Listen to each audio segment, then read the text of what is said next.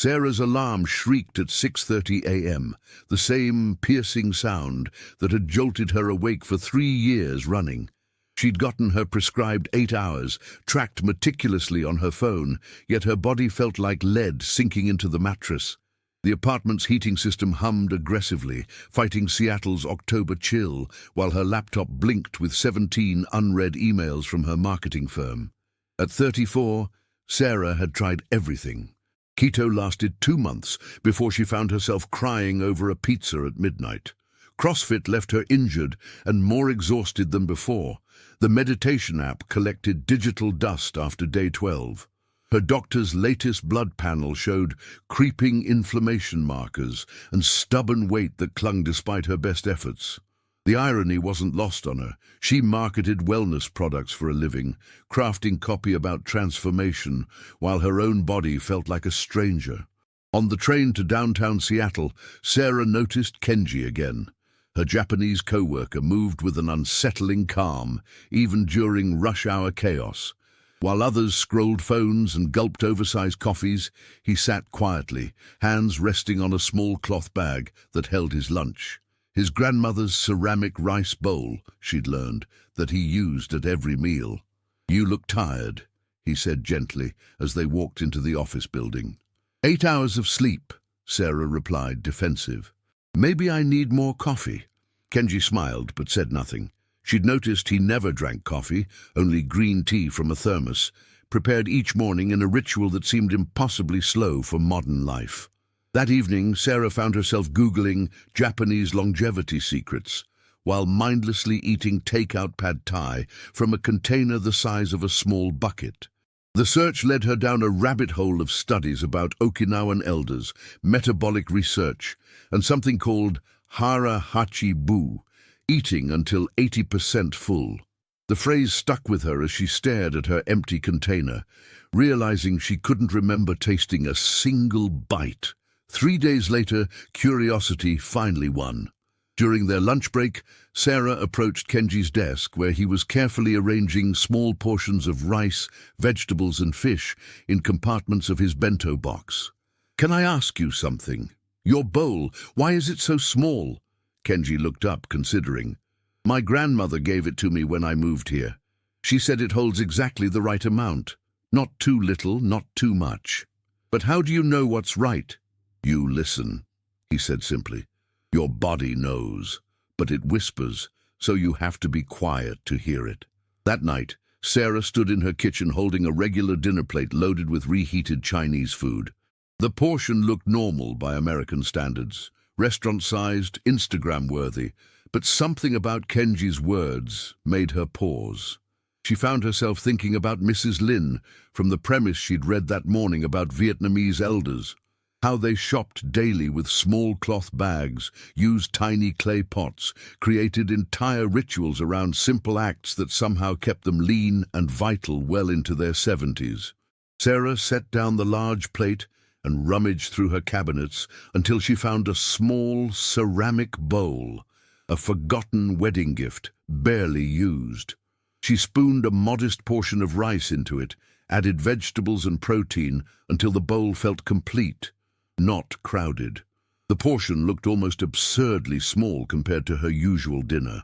But as she sat at her tiny dining table instead of eating on the couch with Netflix, something shifted. The food lasted longer. She tasted ginger, actually tasted it. Halfway through, her stomach sent a signal she hadn't noticed in years, a gentle satisfaction, like a quiet sigh. She stopped eating with food still in the bowl. For the first time in months, she didn't feel the urge to raid her pantry at 10 p.m. Her body felt light, not stuffed. That night, she fell asleep 20 minutes earlier than usual, her mind unusually quiet. Sarah didn't know it yet, but that small ceramic bowl would become the center of everything. If you've ever felt tired even after a full night of sleep, or frustrated with diets that don't last, tell us in the comments which part of this story feels familiar. And stay with us for the next chapters. The next morning, Sarah woke up 5 minutes before her alarm, something that hadn't happened in months. She lay still, noticing the absence of her usual brain fog. Instead of immediately reaching for her phone, she found herself thinking about the small ceramic bowl sitting in her dish rack. At work, she observed Kenji more carefully.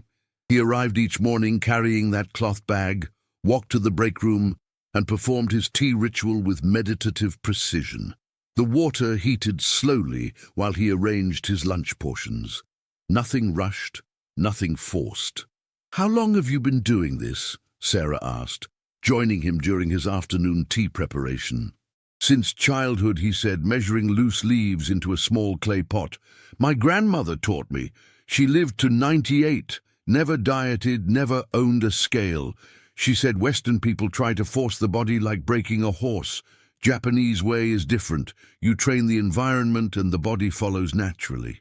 Sarah watched him pour hot water over the tea leaves, timing the steeping with a small hourglass. The methodical nature of it felt foreign to her caffeine grab-and-go lifestyle. "What do you mean, train the environment?" "Small changes in surroundings create big changes in behavior," Kenji explained. "Size of bowl, height of table, temperature of room, timing of meals. Americans focus on willpower. We focus on making good choices automatic." That evening, Sarah decided to experiment. Instead of eating dinner on her couch with the TV on, she set her small ceramic bowl on her dining table. She sat in a proper chair, back straight, no screens in sight. The silence felt uncomfortable at first. She realized how much she used entertainment to avoid being alone with her thoughts. The rice in the small bowl forced her to slow down. Each grain required attention. She noticed flavors, textures, the gradual shift from hunger to satisfaction. When the bowl was empty, she felt neither stuffed nor starved, just complete. Her co-worker Maya called during dinner cleanup. "Want to grab drinks? It's only Tuesday, but who cares?" Sarah hesitated. The old version of herself would have said yes, would have spent 3 hours at a loud bar, coming home at midnight wired from alcohol and bar food, destroying her sleep for the rest of the week. "I'm trying something new," Sarah said. "Early bedtime tonight." "Since when do you have bedtime rules?" Maya laughed. "You're 34, not 14. After hanging up, Sarah felt a strange mix of guilt and relief. She prepared herbal tea in a regular mug. She didn't have a proper tea setup like Kenji and carried it to her bedroom. She'd read that Japanese homes often have specific rituals for transitioning between day and night. She dimmed the lights, put her phone on airplane mode, and sat on her bed, holding the warm mug with both hands. Steam rose in gentle spirals. For the first time in years, she felt her nervous system downshift from its perpetual state of alert. Sleep came easier that night. By Friday, Sarah had used the small ceramic bowl for every dinner that week. The changes were subtle but undeniable. Less late-night hunger, clearer morning thoughts, clothes feeling slightly looser. Nothing dramatic, but something fundamental was shifting. During lunch, she watched Kenji eat his carefully portioned meal with chopsticks that naturally slowed his pace. He finished at the same time as colleagues who had started with twice as much food, but he looked satisfied while they looked uncomfortably full. "Kenji," Sarah said carefully, "when you first moved to America, did people think you were being extreme?" He smiled knowingly. "My roommate said I was obsessed with food rules. He ate frozen pizza and energy drinks, worked 16-hour days, always sick. He thought I was the one with problems." "What happened to him?" "Burnout at 32. Moved back in with his parents. Still thinks discipline means suffering." That afternoon, Sarah found herself researching more about Japanese lifestyle practices. The studies were compelling. People who ate from smaller plates consumed 20% fewer calories without feeling deprived. Traditional Japanese meals included vegetables that promoted satiety signals. Even the act of using chopsticks activated mindfulness pathways in the brain. But the deeper she read, the more she understood this wasn't about food rules. It was about creating an environment where healthy choices felt natural, not forced. That evening, Sarah invited her friend Lisa over for dinner. She prepared a simple meal, using her small ceramic bowl as a template, serving everything in modest portions on small plates. "This is it?" Lisa asked, eyeing her portion. "I'll be hungry again in an hour." "Just try eating slowly," Sarah suggested. 20 minutes later, Lisa pushed back from the table, surprised. "Okay, that's weird. I'm actually full. How did that work?" Sarah picked up her small ceramic bowl, running her fingers along its smooth surface. Such a simple thing, yet it had quietly begun rewiring 3 decades of eating patterns. She was starting to understand what Kenji meant about training the environment. 2 weeks into her small bowl experiment, Sarah's doctor called with routine blood work results. "Your inflammation markers dropped significantly," Dr. Martinez said, sounding mildly puzzled. "Have you started a new medication, changed your diet drastically?" Sarah looked at the small ceramic bowl sitting in her dish rack, innocent and unremarkable. "Not really," she replied, "just eating from a smaller bowl." "Well, whatever you're doing, keep it up. Your cortisol levels are the best I've seen in years." The validation felt surreal. She hadn't suffered through any extreme protocols or elimination diets. She'd simply changed the size of her dinnerware and started paying attention to her body's whispers. At work, Sarah found herself gravitating toward Kenji during breaks, hungry for more insight into his approach to daily life. She learned that he walked to work every morning, 45 minutes through Seattle's neighborhoods, despite having a car. Walking meditation, he called it.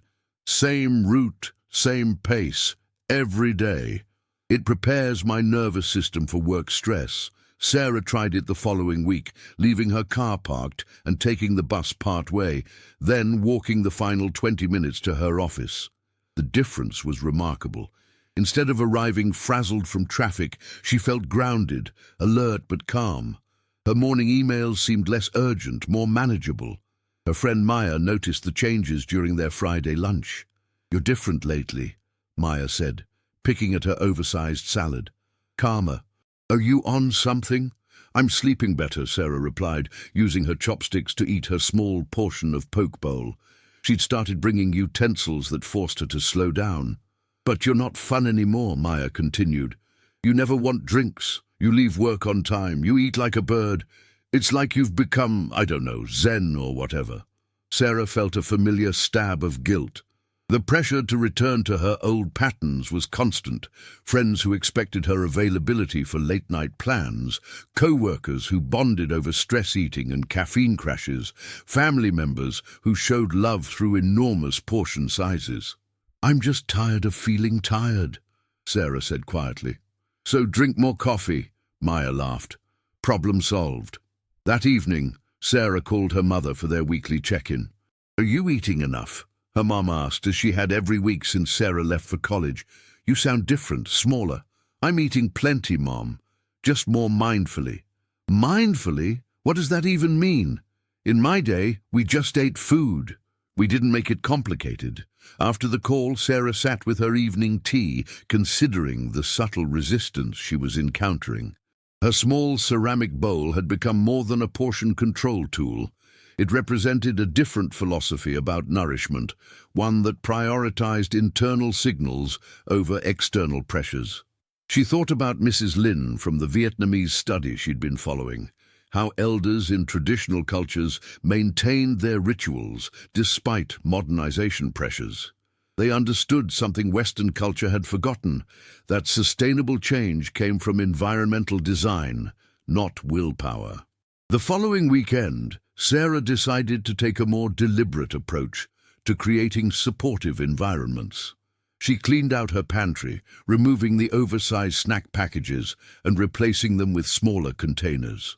She rearranged her living room so her dining table, rather than the TV couch, felt like the natural place to eat. She also started a simple evening ritual inspired by Kenji's tea ceremony. Each night at 9 p.m., she prepared herbal tea in her small ceramic bowl, the same vessel that was reshaping her relationship with food, now serving as a transition object between day and night. The routine became sacred. Phone on airplane mode, lights dimmed, 20 minutes of just sitting with the warm ceramic in her hands. Her nervous system learned to recognize this signal. Work thoughts could rest. Sleep would come naturally. A month in, Sarah's clothes fit differently, not dramatically, but noticeably. More importantly, her energy levels had stabilized. She no longer experienced the 3 p.m. crashes that had sent her reaching for sugary snacks. Her sleep felt restorative rather than just unconscious. But the real test came when her company announced mandatory overtime for a major product launch. 14-hour days, catered meals from local restaurants, pressure to prove dedication through visible exhaustion. The old Sarah would have dove in headfirst, fueled by caffeine and adrenaline, eating unconsciously from takeout containers while staring at screens. This Sarah hesitated.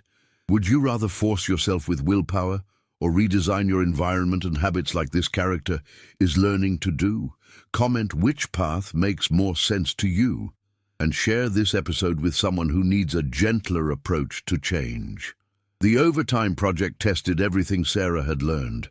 Her colleagues survived on delivery pizza and energy drinks, working until midnight under harsh fluorescent lights.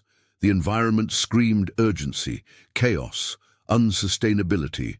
Sarah quietly maintained her new patterns.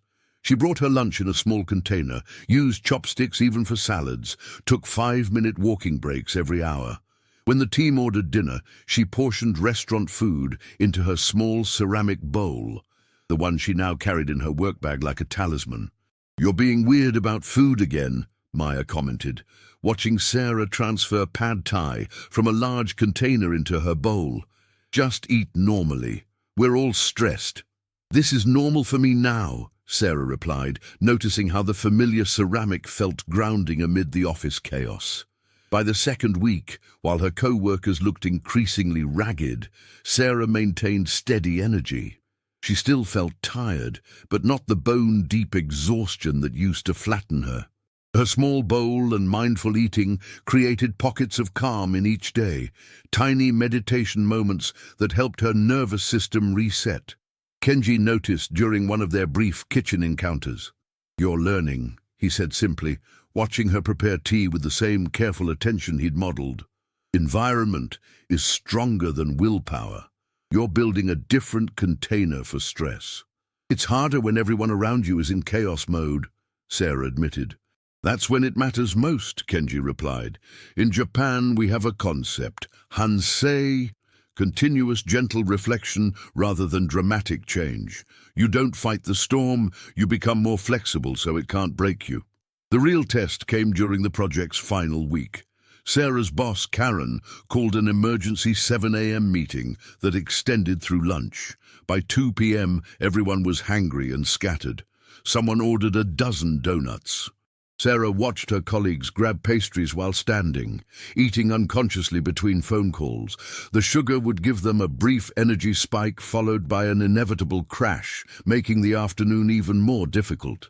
Instead, Sarah took 10 minutes to walk outside and eat an apple she'd brought, sitting on a bench, breathing deeply. When she returned, her mind felt clear, while others seemed increasingly frantic. "How are you not losing your mind right now?" asked James, a junior designer who looked like he hadn't slept in days. "Small changes in how I eat and move," Sarah said. "Nothing dramatic, just different rhythms." "Like what?" Sarah showed him her ceramic bowl. "Smaller portions, slower eating, walking breaks. It sounds silly, but it keeps my nervous system more stable." James looked skeptical but curious. "That's it? No special diet or supplements?" "That's it," Sarah confirmed. "I learned from my co-worker Kenji. Japanese approach, change the environment, not just willpower." 3 days later, Sarah noticed James eating his lunch from a small container, rather than the usual oversized chipotle bowl. He caught her eye and shrugged, slightly embarrassed. "Figured I'd try it," he said. "Can't hurt, right?" The project wrapped successfully, but the real victory was personal. Sarah had maintained her new patterns under pressure without feeling deprived or different. Her small ceramic bowl had become so integrated into her routine that eating from anything larger felt uncomfortable, excessive. More importantly, She'd started to see herself differently, not as someone with poor self-control who needed to fight her impulses, but as someone who could design her environment to support her well-being naturally. 2 months after first using the ceramic bowl, Sarah scheduled a follow-up appointment with Dr. Martinez. "Whatever you've been doing, it's working," the doctor said, reviewing her latest labs. "Weight is down 12 pounds, inflammatory markers are excellent, cortisol levels are completely normal. You look calmer." "I feel different," Sarah admitted. "Not just physically, the whole approach to taking care of myself has changed." "What approach?" Sarah thought about how to explain it. "I used to think health was about forcing myself to do things I didn't want to do. Now it's about setting up my life, so the healthy choice feels natural, almost automatic." "That's very wise," Dr. Martinez said. "Most people exhaust themselves fighting their environment instead of changing it." That evening, Sarah prepared dinner using her ceramic bowl, the ritual now as natural as brushing her teeth. As she ate slowly, tasting each bite, she reflected on how this simple object had become a gateway to a completely different way of living. The bowl hadn't changed. It was the same size, same ceramic, same unassuming appearance, but it had taught her body a new language, one where enough was enough, where satisfaction didn't require excess, where nourishment and mindfulness could coexist naturally. She was beginning to understand the deeper secret hidden in those Vietnamese and Japanese longevity studies. 6 months after finding her grandmother's ceramic bowl, Sarah realized the transformation hadn't been about the bowl at all. She was preparing dinner when the insight hit her like a gentle revelation. The ceramic bowl sat in her hands, warm from the steaming rice, and she suddenly understood. This simple object had been teaching her body to listen to itself again. All those years of diet culture, counting calories, ignoring hunger, forcing herself through workouts she hated, had trained her to override her body's natural wisdom. The small bowl had become a translator, helping her rediscover signals she'd been taught to suppress. The whisper of satisfaction, the difference between craving and hunger, the peace that came with enough. "It was never about portion control," she said aloud to her empty kitchen. "It was about rebuilding trust." That weekend, she visited Kenji and his wife Yuki at their small apartment. Their home felt like stepping into another world. Low table, floor cushions, every object purposefully chosen and carefully placed. Nothing excessive, nothing rushed. "Sarah-san," Yuki said warmly, bringing tea in small ceramic cups. "Kenji tells me you've been learning our grandmother's wisdom." "I'm trying to understand it," Sarah replied, accepting the delicate cup. "But I think I've been looking at it wrong. I thought it was about discipline, about following rules." Yuki smiled, settling gracefully onto a cushion. "Western thinking always about controlling. Japanese way is about harmony, with body, with rhythm, with natural limits. We don't fight hunger, we listen to it. We don't force sleep, we create conditions for rest. Like training a garden instead of forcing a machine," Kenji added. Sarah sipped her tea, the ceramic warming her palms.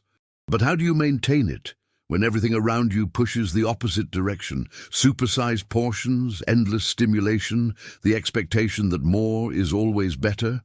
"You create your own environment," Yuki said simply. "Small bowl, quiet meal, walking pace that feels natural. Eventually, the outside pressure matters less because your body knows what feels good." That evening, Sarah reflected on how profoundly her relationship with food and herself had shifted. The desperate late-night pantry raids had disappeared. The anxiety around social eating had melted away. She could enjoy birthday cake without guilt or obsession because her baseline had become naturally moderate. But the deepest change was philosophical. She'd stopped seeing her body as an enemy to be controlled and started experiencing it as a wise ally that could guide her toward balance if she created the right conditions for listening. The following week, her friend Lisa asked to learn more about Sarah's bowl method. "I've been watching you for months," Lisa said over coffee. "You're not dieting, you're not miserable, but you look amazing. What's the real secret?" Sarah pulled her small ceramic bowl from her purse. She now brought it everywhere. "The secret is that there's no secret," she said. "Just this bowl that taught me to pay attention to my body's actual signals instead of all the external noise about what I should eat, when I should eat, how much I should weigh. That's it? A small bowl? The bowl is just the teacher," Sarah explained. "The real change is learning to trust that your body knows what it needs. We've been trained to ignore those signals, to eat by the clock or clean our plates or follow someone else's rules about portions. This bowl helped me remember how to listen." Lisa held the ceramic bowl, surprised by its weight and warmth. "It's so simple," she murmured. "Simple, but not easy," Sarah said. "Because everything in our culture tells us that health should be complicated, expensive, punishing. The idea that you could feel better by eating from a smaller bowl, walking at a comfortable pace, and getting enough sleep. It sounds too easy to be true. But it works. It works because it doesn't fight against your biology," Sarah said. "It works with it. Vietnamese and Japanese cultures figured this out centuries ago. Americans are just catching up." That night, Sarah sat with her evening tea, holding the ceramic bowl that had started everything. She thought about Mrs. Lin from the studies she'd read, rising at dawn in her Hanoi kitchen, brewing tea in her worn clay pot. The same principles, the same gentle wisdom, small vessels, slow rituals, deep attention to the body's natural rhythms. The bowl had taught her that transformation didn't require suffering, it required listening, and creating an environment where the right choices felt effortless, automatic, like breathing. She finally understood the hidden secret of Eastern longevity practices. They weren't about restriction or discipline in the Western sense. They were about creating harmony between daily habits and biological wisdom, between environmental design and natural rhythms. Her small ceramic bowl had become a bridge between two completely different philosophies of well-being, and she was never going back. 1 year later, Sarah stood in her kitchen preparing dinner, her movements unconsciously mirroring the careful attention Kenji had shown her that first day. The small ceramic bowl sat on her counter, no longer remarkable or noteworthy, just an ordinary part of an extraordinary transformation. Dr. Martinez reviewed her annual physical with obvious satisfaction. "Your blood work is textbook perfect," she said. "Inflammation markers, cortisol, metabolic indicators, everything suggests someone half your age. What's more impressive is how sustainable this seems. You're not fighting to maintain these results." "Because I'm not fighting anything anymore," Sarah replied. "I just eat from a small bowl, walk when I can, sleep when I'm tired. The body does the rest." "I'm stealing that advice for other patients," Dr. Martinez laughed. "Though I suspect most will want something more complicated." Sarah understood. She'd once been the same way, convinced that transformation required expensive programs, extreme measures, dramatic overhauls. The idea that a ceramic bowl inherited from her grandmother could reshape her entire relationship with food had seemed absurd. At work, she'd become an informal mentor to colleagues struggling with similar issues. James, who'd started using a smaller lunch container during their overtime project, had lost 20 pounds and gained energy that surprised everyone, including himself. "People keep asking me about my workout routine," he told Sarah during a break. "When I say I just eat slower from a smaller bowl and walk more, they look disappointed. They want the secret to be harder to find," Sarah smiled, "because if it's this simple, they have to admit they could have started years ago." Maya remained skeptical but curious. She'd watched Sarah's transformation with a mixture of admiration and resistance. "I still think you're being extreme," Maya said over lunch. "All this mindful eating and early bedtime stuff. When do you actually enjoy life?" "I enjoy life more now," Sarah said, savoring her small portion of soup. "I sleep better, have more energy, don't hate my body. What part of that isn't enjoyable?" "But you never indulge anymore." I indulge differently, Sarah explained.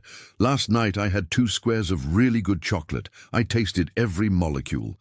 It was more satisfying than when I used to eat an entire bar while watching Netflix. Sarah's evening ritual had evolved, but maintained its core simplicity. Tea prepared mindfully, phone set aside, 20 minutes of quiet transition between day and night. Her nervous system had learned to recognize this signal, downshifting automatically from the day's stimulation to evening calm. The ceramic bowl now lived in multiple versions throughout her life, one at home, one in her desk drawer, one in her travel bag. Not because she was obsessive about rules, but because the bowl had become a symbol of self-respect, of choosing her own pace in a world that demanded constant acceleration. Visiting her parents for Thanksgiving revealed how much had shifted. Her mother, initially worried about Sarah's restricted eating, now watched with interest as Sarah served herself moderate portions and ate with obvious pleasure. "You look younger," her mum admitted quietly. "Calmer. Whatever you're doing seems to be working. I learned it from watching traditional cultures," Sarah explained. "Vietnamese, Japanese elders who stay healthy without obsessing. They just create environments that make healthy choices feel natural." "With that little bowl?" "The bowl is just the beginning," Sarah smiled. "It teaches you to listen to your body instead of fighting it." That evening, cleaning dishes after the family meal, Sarah held her ceramic bowl under warm water. Such a simple object, yet it had unlocked a completely different way of living. Not just eating, but sleeping, moving, breathing, all governed by attention to internal rhythms rather than external pressures. She thought about the premise that had started her research, Mrs. Lin rising at dawn in her Hanoi apartment, brewing tea in her worn clay pot, maintaining the same waist measurement at 73 as she'd had at 30. The secret hadn't been magical or mysterious. It had been environmental design, small vessels, slow rituals, deep respect for the body's wisdom. 5 years from now, Sarah imagined, this bowl would still sit in her kitchen, training others to trust their own internal signals. Maybe her future children would learn from it, or friends seeking a gentler path to well-being. The transformation had never been about the bowl itself.